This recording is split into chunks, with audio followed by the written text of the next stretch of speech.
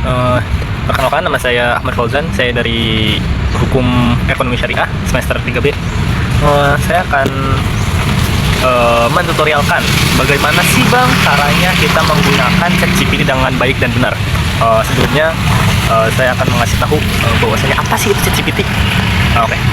ChatGPT adalah sebuah sistem yang berbasis kecerdasan buatan. Garis bawah kecerdasan buatan yang dibuat. Oke.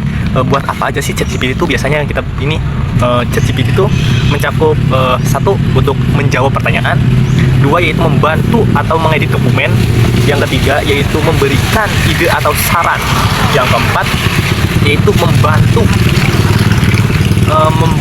untuk belajar kita untuk menyelesaikan tugas. Oke.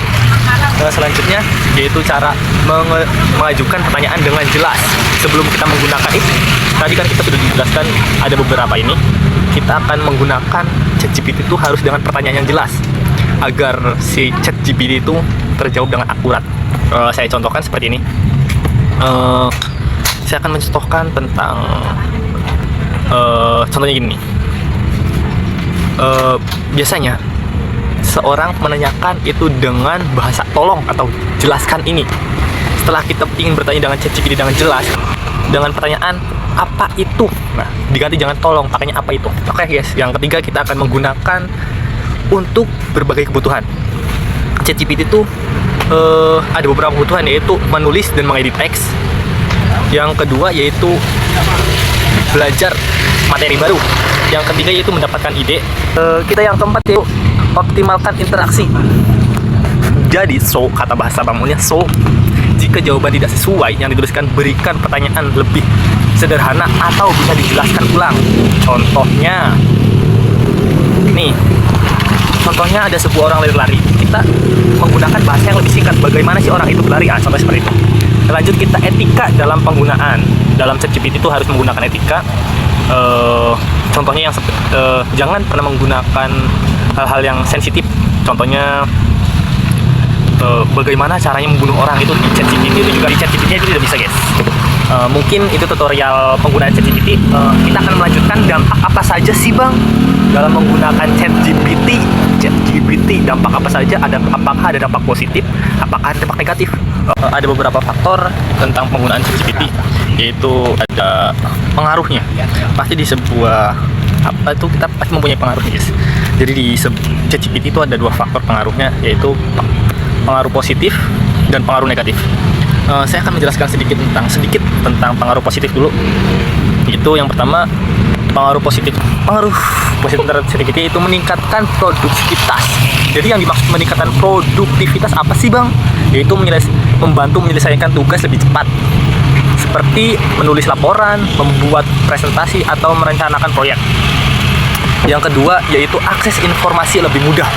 Jadi yang dimaksud akses informasi lebih mudah yaitu memberikan jawaban instan untuk pertanyaan kompleks. Contohnya kita menanyakan ke ChatGPT 1 tambah 1 berapa, itu ChatGPT langsung menjawab dengan instan dan lebih cepat. Yang ketiga yaitu memperdayakan kreativitas. Apa sih namanya? Memperdayakan kreativitas guys. Jadi memberikan ide baru untuk tulisan, desain, atau proyek bisnis. Membantu orang yang kesulitan dalam mengungkapkan ide mereka. Jadi ChatGPT juga bisa menyarankan ide-ide yang bagus terhadap kita. Yang keempat yaitu memfasilitasi pembelajaran. ChatGPT juga bisa sebagai tutor virtual, menjelaskan materi pembelajaran dengan sederhana dan mudah dipahami. Oke, yang kelima yaitu meningkatkan layanan pelangganan. Digunakan oleh perusahaan untuk menyediakan pelangganan 24/7. Oke guys, selanjutnya saya akan menjelaskan lebih detailnya, mengasih tahu lah bagaimana sih tadi kan dampak negatif positif. Sekarang saya akan mengasih tahu dampak positifnya dari ChatGPT. Di berikut kali ini kita akan menjelaskan pengaruh negatif ChatGPT. Jadi tadi kan saya sebelumnya belum menerangkan bahwasanya ada pengaruh positifnya terhadap ChatGPT. Sekarang akan menjelaskan tentang pengaruh negatifnya terhadap ChatGPT. Apa aja sih Bang pengaruh negatifnya dalam ChatGPT? Emang ada sih Bang? Ada guys.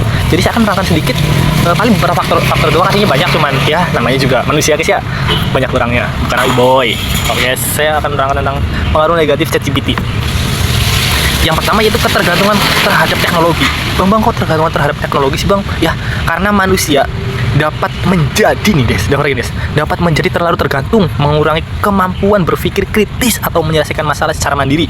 Tuh yang pertama itu dampak negatifnya terhadap ChatGPT. Oke, yang kedua yaitu potensi pengangguran lapangan kerja. Bang, kenapa nyampe potensi pengangguran lapangan kerja? Oke guys, dalam beberapa sektor pekerjaan yang dapat diotomatis oleh AI. Itu apa sih Bang nih? Contohnya AI ya, kayak ChatGPT itu AI guys. AI bisa mengurangi kebutuhan tenaga manusia. Ya contohnya udah banyak guys, sekarang kita banyak pekerja yang menggunakan robot atau menggunakan AI lainnya. Oke guys, yang ketiga yaitu kesalahan informasi. Ya mungkin AI juga memberikan informasi yang kurang akurat, karena AI bukan nabi boy, ya enggak guys. Karena AI juga pertanyaan tidak jelas atau data yang digunakan itu tidak memadai. Nah, ya karena AI juga yang buat manusia kan guys ya, bukan nabi boy. Yang ketiga yaitu penyalahgunaan teknologi dapat digunakan untuk membantu membuat konten palsu, memanipulasi informasi atau aktivitas ilegal guys. Itu dampak negatifnya terhadap AI atau ChatGPT. Yang kelima yaitu kehilangan sentuhan manusia. Bang, kok nyampe sentuhan manusia sih Bang?